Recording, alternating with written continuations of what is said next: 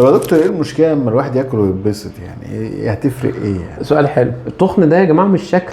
انت عارف لو شكل انا قابل شكلي عادي، المشكله محدش ليه دعوه بيا.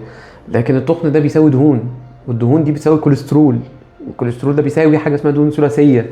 يعني كل حاجه ربنا خلقها بقدر وقدر معلوم جوه الجسم. لو الكوليسترول ده عالي والدهون الثلاثيه عالي، تعالى بقى ما نحطها مع بعض على كل حته في جسمك.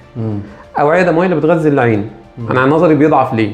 اوعيه دمويه اللي بتغذي المخ، انا ليه على طول همدان مش قادر، انا حتى التفكير بتاعي مشوش، انا بنسى بسرعه، انا مش قادر اركز في الحاجه اللي قدامي.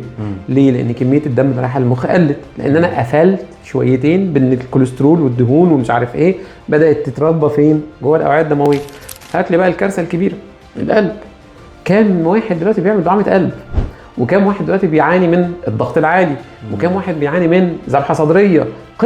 قصص كبيره. وكام واحد ما تلحقش عشان عنده أزمة حصلت في القلب.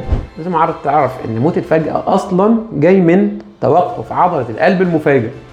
طب إيه اللي ممكن يخلي عضلة القلب تقف فجأة؟ اتخنقت.